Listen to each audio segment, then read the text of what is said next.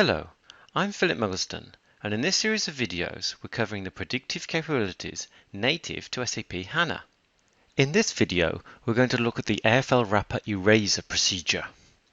Now you're already more than familiar from the other videos at how to use the AFL wrapper generator procedure to create a procedure that you want to then call to access one of the predictive analysis library algorithms of HANA. And as we see the code here, we can maybe run that. You set your schema to what you need it to be. You create a table type for your input parameter and results table. You create a signature table that then refers to the table types with input or output parameter. And then finally, you call the wrapper generator to actually build a procedure. So if we run that, we can see that runs fine. However, you may have noticed in the troubleshooting video or actually experienced it yourself that, for example, if you maybe change some of these types or make a change in the signature table, you might want to recreate your procedure. Now, the procedure we've created is called pal_ts_s. That was our choice. It's a single exponential smoothing example. If you were to rerun the wrapper generator and you've already created the procedure, then you'll get some errors. In fact, you'll get this error saying live cache error. Go and have a look at what's gone wrong. See the index server trace. So let's go and have a look at the index server trace and see what went wrong. So we open up the admin tool, go to the diagnostic files, and we can filter on index server and have a look at that trace file. Now, just to save time, I'm going to search and we'll look for the previous example of AFL PM_SQL because that's actually going to be the error message we need. So we find the previous example of that message and we can see, registration of AFL wrapper failed. It's actually trying to create some types. It's trying to create a type called _sys_AFL with TTP1 at the end, some table types. And it's trying to create a type which in fact already exists. It says cannot create or use duplicate user-defined type name. So basically it's trying to create a type that already exists. So what we're going to need to do is to remove any internal table types that are used by the wrapper generator procedure before we can run that procedure again. So if we go back to our code, so in fact the table types and the procedure themselves need to be removed, and there is one table type created for each row you have in your signature table. So in fact, if we were to run the code here to drop the procedure and drop the table types, then we'd be able to run the AFL wrapper generator again. However, that's maybe not the ideal solution. It would be nice if there was one easy way for that to be done automatically for us. And yes, there is, and I'm going to show you how. Now, there's an AFL_wrapper eraser procedure available. So we can just call it like this, very simply, AFL wrapper eraser. However, it's not installed by default. But what this procedure will do is effectively remove the existing procedure, giving the name you've got, and also remove the associated table types that were defined by the wrapper generator procedure. So in order to get this wrapper eraser, you need to access a SAP note. So we're going to go to the support portal, so service.sap.com. Then we go to the support portal link. Then we go to the help and support tab and search for SAP notes.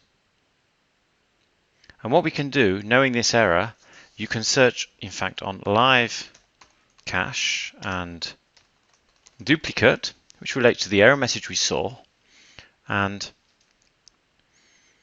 you should find in the list a SAP note that was created on the 4th of April 2013, which is the third one in the list here, which gives us the information we need. If you want to go directly to this SAP note, you can also go by number, and in fact the number of the SAP note is 1830239. So that's a way you can also get there directly. So what we see is this SAP note explains the error message we were seeing and the problem, and it also has within it an attachment which is called AFL wrapper eraser.txt. And if you open the attachment, what you see is some code. It's the code to create the AFL wrapper procedure. So if you are able to copy that and then you paste that into HANA Studio, into a SQL window. So let's paste, we can now run that to create the wrapper eraser procedure. Now we need to be logged in as the system user. This procedure has to be run by the system user, and it needs to be created by the system user. So we'll just make sure we log in as HTTP system with the system user, and we run the code. And we can see that the procedure has been successfully created. Now you might want to save that code away for future use just in case, but basically once you've created it, you shouldn't need to do anything more. So if we then go back to our wrapper generator code, what we can now do, having created that wrapper eraser, is simply call it. So we'll run that code. So now the wrapper eraser has effectively deleted the table types and the procedure itself. And now if we're to call the wrapper generator again, we see that it works. It works fine. If we try it again, it fails because the table types and procedure already exist. Call the wrapper eraser.